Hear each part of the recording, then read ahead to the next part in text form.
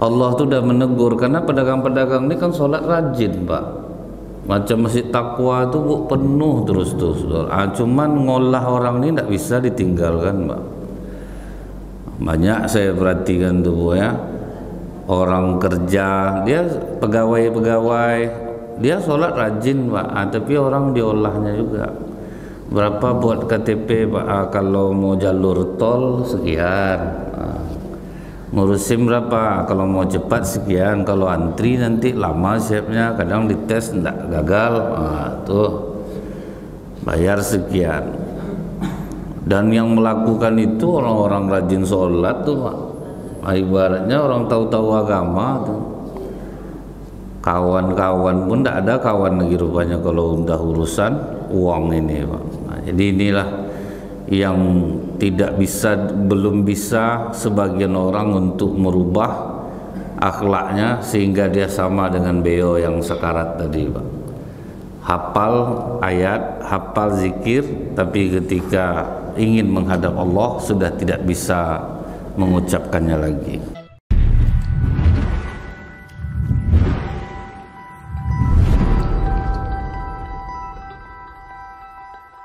Banyak hal yang bisa melemahkan atau menggugurkan keimanan kita di dalam Islam ini Pak. Apabila ibadah kita sudah bagus, akhlak kita buruk, maka kemungkinan amal kita tertolak sampai kepada Allah.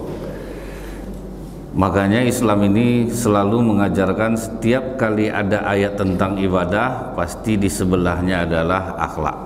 Misalnya innas sholata tanha anil fahsya'i wal munkar. Sesungguhnya sholat ibadah mencegah perbuatan keji dan mungkar. Berarti itulah tujuannya Pak.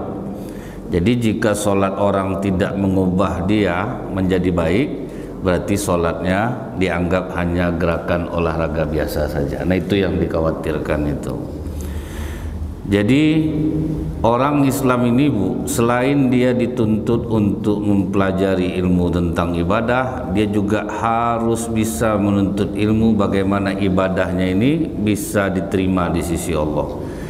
Mungkin sering Bapak Ibu dengar ada sahabat yang bertanya ke Rasulullah, "Ya Rasulullah, ada seorang wanita yang sangat rajin sholat sunnahnya, rajin puasa sunnahnya, rajin baca Qur'annya, tapi dia suka menyakiti tetangganya."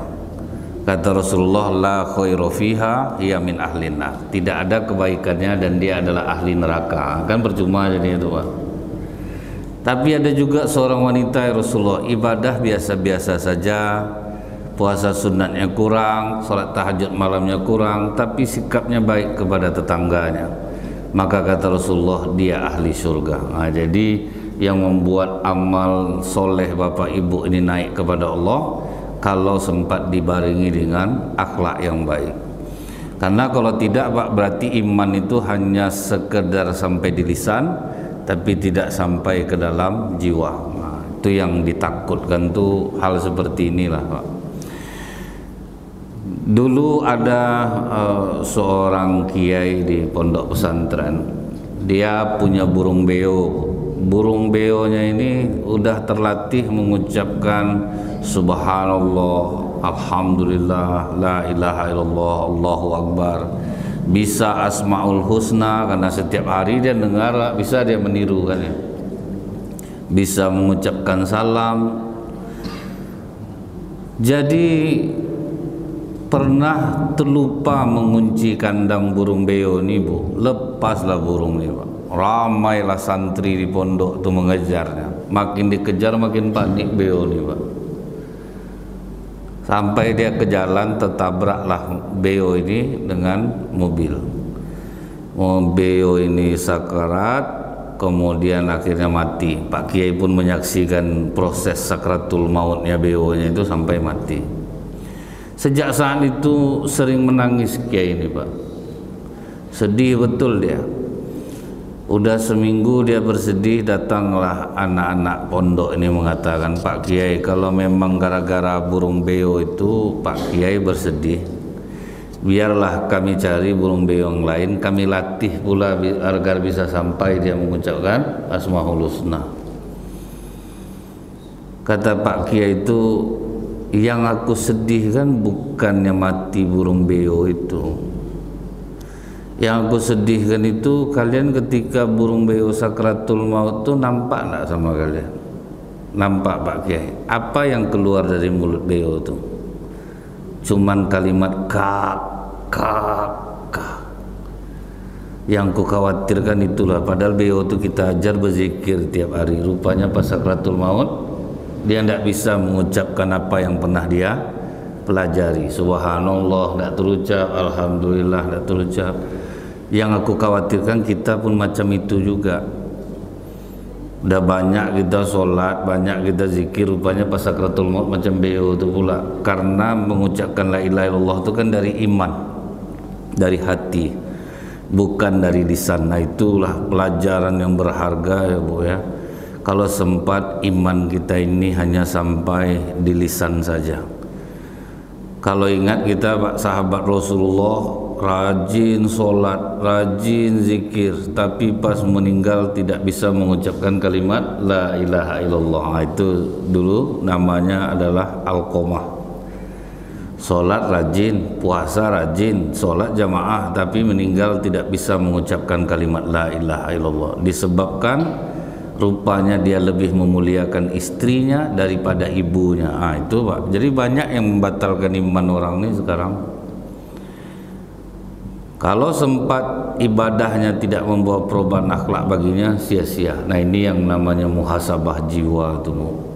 Jangan sampai habis semua pahala puasa kita, sementara kita tidak tahu rupanya sudah banyak yang membatalkan pahala puasa kita itu disebabkan iman hanya baru sampai di lisan saja. Apa kata Rasulullah, atadruna minal muflis, tahukah kalian orang yang bangkrut? Kata para sahabat, orang yang punya banyak harta kemudian habis ya Rasulullah. Kata Rasulullah, tidak. Orang yang bangkrut itu besok datang di akhirat bawa pahala sholat, puasa, zakat, haji, tapi dia pernah menggunjing orang, memfitnah orang, menuduh orang, mengambil hak orang, sehingga semua pahala dia diberikan kepada orang yang dia zolimi. Kita bergunjing tiap hari Pak, sholat juga nih, yang bergunjing tiap hari, menuduh orang sebentar, menzolimi orang, ngambil harta orang sering pula. Kadang kalau saya lihat Bu ya, misal orang berdagang menipu tuh kayaknya dianggap kecerdasan Pak, dan memang harus dilakukan gitu. Jadi itulah barang halal jadi haram tuh kadang. Misal orang belanja nih Bu ya, ini ke ibu aja saya jual sekian nih Bu, kalau ke orang tidak dapat segini, akan macam baik betul tuh Pak kan, sama ibu, padahal enggak sama orang lebih murah kadang lagi Bu. Jadi inilah tidak membawa iman sholatnya itu ke dalam kehidupannya sehari-hari. Sering jadi perhatian sama saya Pak, mengapa kadang pasar-pasar di setiap sebentar terbakar, belum selesai, belum penuh, udah selesai, belum penuh orang kontrak terbakar balik. Allah tuh udah menegur, karena pedagang-pedagang ini kan sholat rajin Pak, macam masjid Taqwa tuh Bu, penuh terus. Cuman ngolah orang ini tidak bisa ditinggalkan Pak. Banyak saya perhatikan tuh Bu ya, orang kerja, dia pegawai, dia sholat rajin Pak, tapi orang diolahnya juga. Berapa buat KTP Pak? Kalau mau jalur tol sekian, ngurusin berapa? Kalau mau cepat sekian, kalau antri nanti lama siapnya, kadang dites enggak gagal, tuh bayar sekian.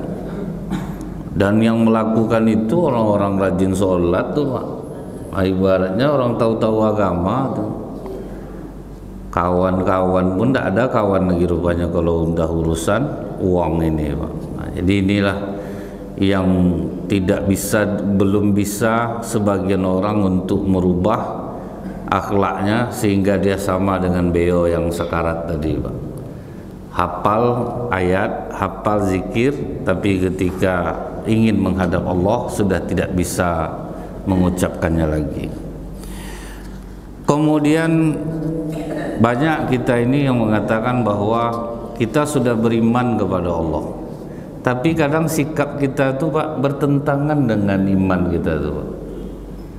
Kadang banyak orang Bu ya, dia membicarakan kebaikan sementara dia sendiri tidak melakukannya. Misal macam kami ustadz-ustadz nih Bu, saya ingat dulu tuh ada ustadz yang ceramah laki-laki itu sunnah muakkad sholat berjamaah ke masjid. Salut saya dengar ceramah dia tuh Pak. Rupanya di masjid dia tidak pernah ke masjid Pak. Dekat rumah dia tidak pernah dia ke masjid rupanya. Berarti kadang kami ini menyampaikan aja mau tapi mengamalnya tidak. Pas saya duduk berdua waktu itu Bu, ada ustadz dia cukup banyak jadwal ceramahnya, tidak pernah ke masjid sama sekali Pak, di dekat daerah di rumah dia tuh. Pas duduk saya bilang sama dia, apa yang membuat berat Ustadz ke masjid dekat sini? Macam-macam lah alasannya. Jadi itulah kadang kita ini, makanya banyak penyakit kita tuh aneh-aneh. Kita tuh banyak menyampaikan sesuatu tapi kita tidak melakukan. Makanya ustadz-ustadz ini besok Bu di neraka tuh paling ngeri azabnya Pak. Ususnya terburai dan dia berkeliling-keliling di neraka. Datang penghuni neraka lainnya, bukankah kau dulu suka menyampaikan kebaikan di dunia? Dijawabnya, aku menyampaikan kebaikan tapi aku tidak melakukannya. Itu yang banyak. Orang disuruhnya sedekah, bersedekahlah Bapak Ibu, sedekah menyembuhkan penyakit. Ustaz tak tanggung pelitnya kadang. Lewat kota infak dia menjadi tidak pernah mau menyumbang. Kadang jamaah ini terperhatikan rupanya. Ustaz nih aku perhatikan ya, tidak pernah nyumbang sedikit. Nah masyarakat tuh tahu dia Bu kan. Jadi ini bagi yang di kami aja tuh banyak tuh Bu, rajin mengajak orang kepada kebaikan tetapi tidak melakukan. Coba pula begitu juga dengan diri kita. Kadang kita melarang anak kita, jangan pakai kau sama saudara. Kami dengar mama yang sering mengkaukan kami, rupa mamanya ngasih teladan Pak.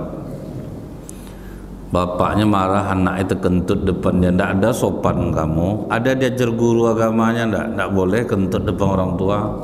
Papa yang sering kentut depan kami, rupa bapaknya ngajar Bu. Jadi ini yang tidak kita sadari, banyak kita mengajak orang kepada kebaikan tapi kita sendiri tidak melakukannya. Itu yang iman hanya sampai di lisan saja Pak. Jadi jangan sampai ibadah kita ini Bu, bernilai sia-sia di sisi Allah akibat berbeda antara yang diucapkan mulut tetapi tidak selaras dengan yang diucapkan hati. Kita udah tahu nih Bu, jangan buruk sangka sama Allah. Allah itu maha adil, tapi kita selalu nganggap Allah ini tidak adil. Ditanya orang macam mana Pak keadaan kesehatan, itulah tidak tahu saya. Tahapalah sakit hati Allah nih sama saya. Berobat udah, kemana-mana udah, tapi tidak juga kurang penyakit nih. Jadi dia itu mengeluh Pak kepada Allah. Dianggapnya Allah ini tidak adil. Sementara Bu ya, sahabat Rasulullah yang tahu bahwa sakit itu penghapus dosa, dia berdoa kepada Allah, ya Allah berikanlah aku penyakit sampai akhir hayatku, tetapi jangan sampai penyakit itu terhalang membuatku berjamaah ke masjid dan berjihad di jalan Allah. Dikabulkan Allah doanya Bu. Sejak saat itu demam dia Pak sampai akhir hayat. Karena dia tahu Bu, bahwa sakit bisa menghapus dosa. Yang penting kita kalau dikasih Allah penyakit Pak, berobat. Berobat itu nilainya juga ibadah. Selanjutnya adalah urusan Allah. Tugas kita pokoknya berobat aja. Berobatlah dengan jalan yang diridhoi Allah.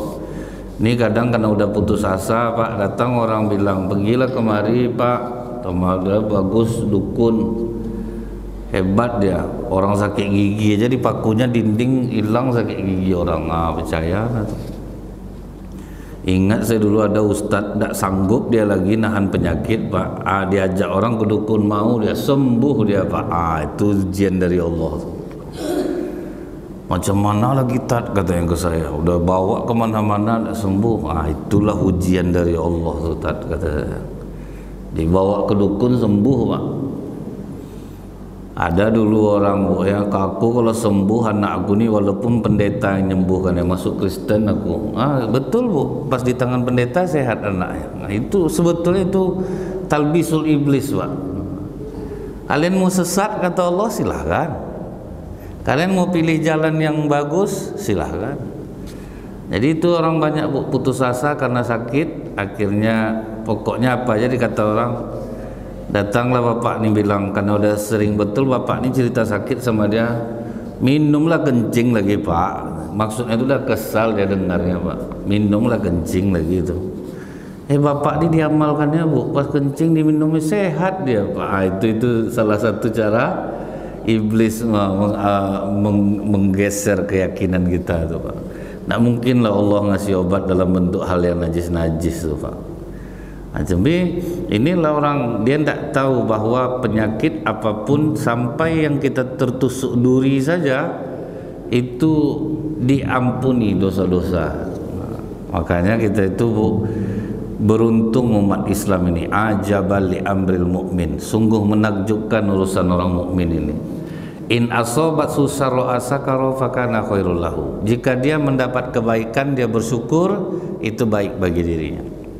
Wa in asobat sudorro asobaro fakana khairul lahu. Jika dia mendapat keburukan dan dia bersabar, itu juga baik bagi dirinya. Jadi tidak ada yang tidak baik. Semua itu harus kita syukuri. Kemudian saking banyaknya orang tidak masuk iman ni ke dalam hatinya, dia menganggap bahwa yang penting kita tu solat, selebihnya itu dia gunakanlah kekuatannya ini untuk mencari duniawi yang begitu tinggi pak. Sehingga kita kadang banyak melihat orang macam tak minat solat tu ke masjid tu pak, karena dia terburu-buru gitu, terkejar-kejar dia mau solat tu. Bahkan pernah ada ojek online bu, sedang takbiratul ihram bunyi orderannya pak, tak jadi dia solat gitu. Tak jadi betul dia solat, langsung keluar dia pak, tengoknya orderan langsung cabut dia. Begitulah betul lah orang sekarang nih bu ya, terkejar-kejar. Pernah Rasulullah duduk bersama Ali di masjid pak. Sedang duduk itu ada orang sedang solat sunat, solatnya begitu cepat bu. Kata Rasulullah, orang ini kalau mati Ali, mati dalam keadaan tidak memeluk agama Muhammad. Habis dia solat disalaminya Rasulullah, kata Rasulullah, solatlah kau belum solat. Solat dia balik pak, habis solat balik dia balik, solat lagi, kau belum solat. Tunjukkan aku caranya ya Rasulullah. Nah kalau kau mau solat, berdirilah engkau dengan tenang, bertakbirlah engkau dengan tenang. Ketika kau rukuklah dengan tenang, tidaklah engkau dengan tenang, lakukanlah ini di setiap solatmu. Macam yang kita lakukan tu pak kan? Ada tumak ninahnya. Ini macam bulan puasa tu ada yang solat tarawih secepat kilat tu pak, 23 rakaat 7 menit. Bayangkan tu pak, ikut bapak ibu di belakangnya bengkak kening sudah solat tu pak. Bismillahirrahmanirrahim. Amin. Allahu akbar. Bismillahirrahmanirrahim. Allahu akbar. Allahu bismillahirrahmanirrahim. Pokok macam itu bunyinya pak. Memang kencang gerakannya itu bu. Salah-salah terantuk kepala dibuatnya pak. Kan terlambat tegak, terpijak telekung pak. Terbalik kita ke belakang dibuatnya. Macam ada imam yang jatuh tu bu. Jubah panjang betul, pas tegak terpijak dia jubah bagian belakangnya pak, atau balik ke belakang pak. Jadi makanya yang disebut orang yang solat mengelembereh sarungnya itu bukan sekedar sarung yang di bawah aja pak, baju yang terlalu besar, sudah itu banyak betul sorban-sorbannya yang hingga tinjak jadinya. Banyak tuh bu masjid-masjid yang menyediakan untuk jadi khatib, jadi imam tu jubah. Saya tidak mau pakai pak, dalam jubahnya tu bu. Dah sering kena saya, kadang terinjak terkejut kita macam-macam mau terbalik kita dibuatnya pak. Jadi banyak yang masih berlebih-lebihan itu. Nah, jadi kalau misalnya kita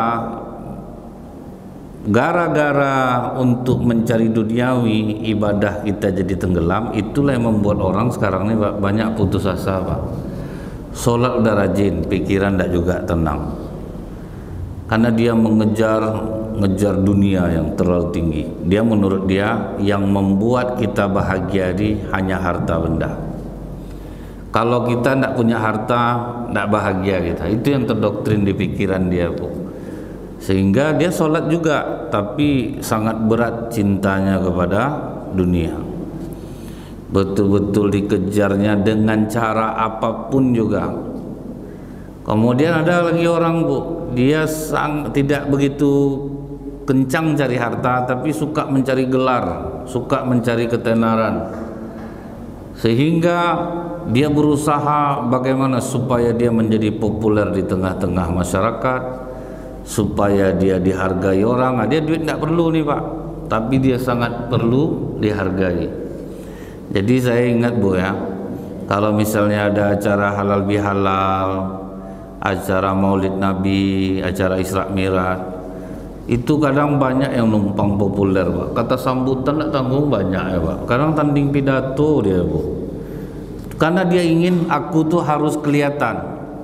Saya ingat waktu acara Forsimat namanya Bu. Forsimat tuh Forum Silaturahmi Masyarakat Bangkinang, pengajian ibu-ibu di Bangkinang tuh Bu. Seluruh Bangkinang Pak kumpullah di satu masjid. Saya yang ceramah. Kata sambutan yang ngeri banyaknya Bu. Dari mulai yang mewakili bupati sampai RT Pak. Terbayang Bapak nak berapa banyaknya tuh Bu. Semua ingin tampil. Tapi terbantu juga, saya tinggal lah, saya ceramah nak salah saya 10 menit lagi Bu. Tuh azan asar orang lagi Pak. Ngamuk-ngamuk ibu-ibu tuh Bu. Itulah orang mari mau dengar ceramah. Kata sambutan nak tanggung banyak. Mulai Dan Ramil aja ikut nanti kata sambutan Pak. Kapolsek ngasih kata sambutan. Sudah tu RW, tu RT, sudah tu adalah lagi sosialisasi ibu apa, nampillah ibu tu Pak. Pokoknya banyak kata sambutannya Bu. Sambut menyambut dia jadi macam tanding pidato, saya jurinya. Seolah-olah itulah jadinya Pak. Karena ada orang ingin dia terkenal, dia tidak butuh duit. Jadi jangan Bapak kira di masyarakat ini orang-orang tu Pak banyak yang hanya mengejar duit. Ada yang tidak butuh duit, yang penting dia populer. Ada satu masjid di Pekanbaru nih Bu, dia tidak digaji jadi imam, tapi dia diancamnya jamaah Pak, jangan coba gantikan aku jadi imam. Sempat pecah pembuluh otak aku ini, tanggung jawab kalian. Dia tidak mau ganti jadi imam Pak. Orang udah letih kalau sholat di belakang dia. Iramanya tuh Bu, macam orang mengeja. Bismillahirrahmanirrahim. Menggigil jamaah di belakang dibuatnya Pak. Tidak ikhlas orang jadi makmum. Tidak usah dia baca ayat yang panjang lagi Bu. Baca surah Al-Ikhlas saja dia tidak ikhlas orang Pak. Itulah saking lama ini jadi imam. Dia hanya butuh terkenal. Dia tidak dibayar Bu. Cuman jangan coba ganti-gantikan dia jadi imam. Semenjak masuk imam paripurna nih Pak, mau tidak mau diganti yang barulah mau dia Bu. Tapi tak sakit Bapak tuh tanda tuh macam mana lah keadaannya tuh. Ada lagi Bu ya yang saya perhatikan di masyarakat nih. Udah pas acara makan Pak, ini mic, ini nasi ramas. Biarlah dia milih mic tuh Pak. Dia pokoknya dapat dia bicara Bu. Orang makan-makan lah, pokoknya dia ngomong Pak. Pokoknya ada orang nih Bu yang tidak pantang dia kalau tidak tampil tuh Pak. Dia duit tidak butuh dia. Karena dia menganggap itulah yang membuat dia bahagia. Nah, gara-gara inilah banyak orang akhirnya tidak lagi berada di jalan yang diridhoi oleh Allah. Karena sibuk dia mencari dunia, karena dia menganggap dunia yang bisa membuat dia bahagia, akhirnya justru malah sering membuat dia menderita. Jadi kadang Bu ya, saya pas mau ceramah misal gitu, nanti ada bapak nih nyampaikan, Ustadz nanti singgung-singgung nama saya sedikit ya Ustadz ya. Karena saya yang undang Ustadz. Ada juga tuh Pak, lucu-lucu orangnya orang di masjid itu rupanya Pak. Ada lagi Bu, harus dihafal sama pangkat-pangkatnya sekali Pak. Itu dibisikkan pengurus masjid tuh, Ustaz nanti sebut nama bapak tuh Ustaz, dia lengkap dengan pangkatnya. Dia kalau tidak disebut Ustaz ngamuk dia. Tuliskanlah kata saya. Banyak Pak, panjang nama itu Pak. Dia harus disebutkan Bu, baru enak jiwanya Pak, baru ngangguk-ngangguk dia. Itu diterimanya aja apa ceramah kita tuh. Tapi kalau sempat tidak disebut namanya, udah banyak pengalaman Pak. Ngamuk-ngamuk dia bertanya tapi ngamuk-ngamuk Pak. Jadi ternyata orang di masjid pun masih banyak yang berbahaya mentalnya Pak. Nah kemudian kalau kita perhatikan lah Bu ya, Rasulullah itulah yang mengubah bagaimana peradaban dunia ini. Tidak perlu dengan kekayaan, tidak perlu dengan kekuasaan, tapi Rasulullah mengubah peradaban ini dengan akhlak yang mulia. Nah itulah yang bisa mengubah orang yang berakhlak mulia ini, bisa berubah peradaban dibuatnya. Dulu pernah tahun 2006 Pak, pernah kejadian perempuan seksi datang ke kantor ke kantor ustadznya. Nah, jadi ustadz di Mesir itu Bu, dia ada kumpul macam IKMI lah di sini Pak. Datang perempuan pakaian seksi ke situ. Wah, banyak ustadz yang lain lari. Hanya satu lama yang tidak lari Pak. Namanya Al-Ghazali Bu. Bukan Imam Al-Ghazali ya. Ini namanya kebetulan sama Pak. Al-Ghazali, Syekh Al-Ghazali itu. Masuk perempuan itu diterimanya dengan senyuman, diajaknya cerita, diajaknya ngobrol. Rupanya tahu Ibu, begitu perempuan itu pulang, ustaz-ustaz yang lain ngamuk semua. Kenapa kau biarkan perempuan kotor masuk ke tempat kita nih? Udah jelas dia seperti itu.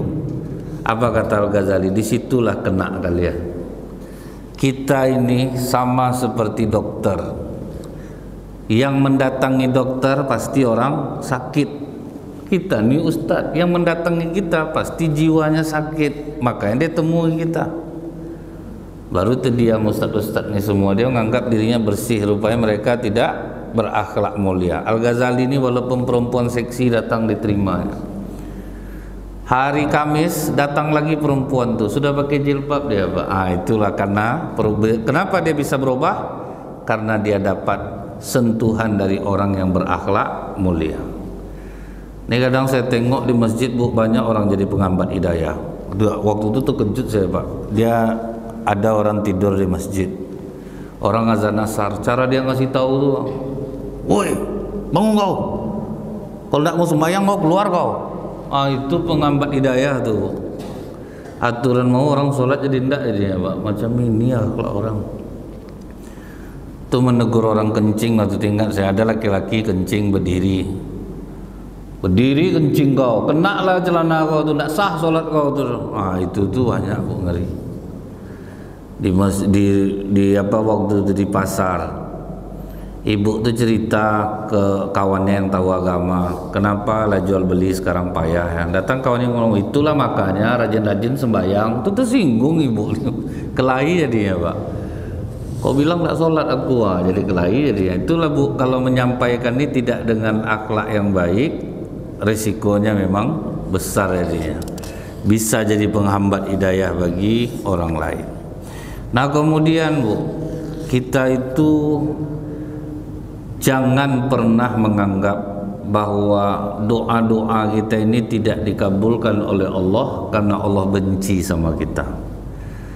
Sampai ada terucap sama orang Bu, sholat kita udah rajin, sakit ini tidak juga sembuh, rezeki pun payah, cari kerja sulit. Sebenarnya Allah ini Bu, tempat kita untuk berterima kasih atas segala nikmatnya. Artinya apapun yang diberikan Allah kepada kita pasti baik, walaupun itu buruk menurut kita. Ini diumpamakan Bu, ada seorang raja ini dia punya penasehat. Yang membuat raja ini benci sama penasehatnya itu Pak, dia digaji besar, tapi setiap kali raja punya masalah selalu jawabannya apa Bu? Sabar raja, ada hikmah di balik sebuah peristiwa. bersabarlah. Lama-lama sakit juga hati raja ni. Kau aku gaji besar, asal aku ada masalah tak pernah panjang jawabannya. Pasti bilang sabar aja. Ada hikmah di balik sebuah peristiwa. Pasti ada kebaikan di balik semua kejadian ini. Sampai akhirnya raja ini main ke dapur istana, Bu. Ditengoknya orang mengubah bawang, ikutlah lah dia sampai memotong mengiris-ngirisnya. Rupanya kena lah kelingking kirinya, Bu. Macam mau putus kelingkingnya itu, Pak. Sudah diobat, kemudian orang yang pertama kali ditemuinya adalah penasehatnya. Tolong kau kasih jawaban yang panjang. Kenapa jari kelingking aku nih sampai kena pisau padahal aku sudah berhati-hati?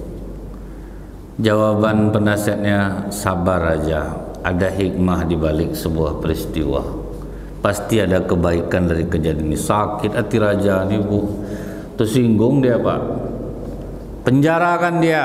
Dipenjara lah penasehatnya nih, Bu.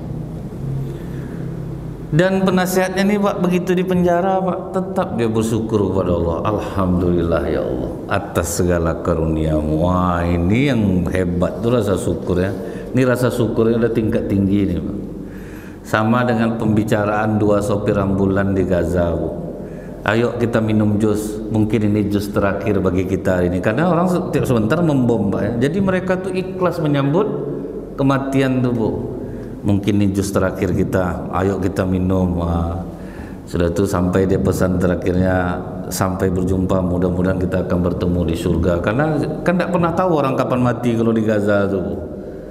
Sedang mau ambulan diserang juga di situ, mau pasukan perdamaian kena juga. Jadi ini udah ikhlas yang tinggi, Bu. Di penjara kan penasehatnya ini ikhlas dia di penjara. Raja ini punya kebiasaan, Bapak Ibu, dia suka pergi berburu di akhir pekan dan biasanya dia selalu bersama penasehatnya ini pergi, Pak. Karena penasehatnya di penjaranya, pergilah dia dengan rombongan lain. Qadarullah, tersesatlah raja ini di hutan, Bu. Sampailah tertangkap oleh suku pedalaman di dalam hutan itu. Rupanya suku pedalaman ini punya kebiasaan di malam purnama akan mempersembahkan manusia untuk dewanya. Dan dianggapnya raja ini diutuslah ke sana, Pak, untuk menjadi persembahan. Bahagialah suku pedalaman itu. Udah capek raja ini bilang aku raja, orang tuh tidak ngerti bahasanya, Bu. Dikasih makan enak-enak sebelum persembahan tuh, Pak, dikasih makan enak-enak, menangis-nangislah raja tuh. Teringat-ingat dia sama penasehatnya, Pak. Mungkin aku berdosa sama penasehat aku nih sampai macam ini kehidupan aku. Pas bulan purnama mau dipersembahkan, raja ini diperiksa oleh kepala suku tuh dari kepala. Tengok kelingking berbungkus, suruh buka. Dibuka, rupa nampak mau putus kelingkingnya. Tidak usah. Marah nanti dewa kita mempersembahkan orang cacat. Lepaskan dia. Langsung dia betul kata penasehat aku, rupanya inilah rahasia dibalik kenapa kelingking aku ni kena pisau. Kalau sempat ndak tadi ini mati aku dipersembahkan orang ini kepada dewa. Begitu dia keluar dari hutan, Bu, yang paling pertama kali dicarinya adalah penasehatnya. Dibukanya penjara, dipeluknya lah penasehat itu, dicium-ciumnya keningnya, Bu. Betul kau bilang. Ada hikmah di balik sebuah peristiwa. Apa yang kau alami, raja? Aku tertangkap oleh suku pedalaman. Aku akan dipersembahkan kepada dewa mereka. Tapi ketika mereka melihat jari aku kelingking aku mau putus, tidak jadi aku dipersembahkannya. Makanya aku dilepaskannya. Betul kau bilang. Apa kata penasehatnya ini, Bu? Alhamdulillah ya Allah, alhamdulillah ya Allah. Kata raja ini, kau ngapalah ngucap alhamdulillah? Bagaimana aku tidak bersyukur, raja? Biasanya kan kita pergi selalu berdua. Otomatis waktu tersesat itu kan kau berdua juga sama aku. Karena kau cacat, aku tidak cacat, tentu aku yang akan dipersembahkan kepada dewa mereka. Aku bersyukur kau telah memenjarakan aku. Itu orang Islam tuh. Jadi hampir seluruh lini kehidupan kita tuh pasti macam itu, Pak. Kalau kita udah rajin sholat, Bu, yakinlah apapun musibah yang menimpa kita, syukurilah, Pak. Pasti itu yang terbaik. Kadang ingat saya dulu ada orang terlambat naik pesawat tuh. Terlambat dia naik pesawat, ngamuk dia di bandara Pak. Ngamuk-ngamuk dia di bandara karena dia katanya pejabat lah, anggota dewan lah waktu itu. Ngamuk-ngamuk dia. Beberapa jam kemudian dapat kabar pesawat itu jatuh Pak. Baru dia bersyukur, alhamdulillah untung aku tertinggal, kalau ndak mati pula aku tadi. Jadi ini yang kita sering menganggap bahwa Allah itu, kenapa aku yang harus disakitkan, banyak orang jahat ndak ada sakit. Kenapa aku yang susah rezeki, banyak orang yang tak sholat murah rezekinya. Memang seperti itulah Pak. Allah itu sengaja ada orang rajin sholat miskin hidupnya, nah orang kaya yang membantunya, kan seperti itu. Dipekerjakannya orang miskin bisa membantu orang kaya ini pula lah yang memberi dia kehidupan. Mudah-mudahan di bab pertama tentang muhasabah jiwa ini ada manfaatnya. Insyaallah akan kita sambung kembali. Subhanakallahumma bihamdika asyhadu an la ilaha illa anta astaghfiruka wa atubu ilaik. Assalamualaikum warahmatullahi wabarakatuh.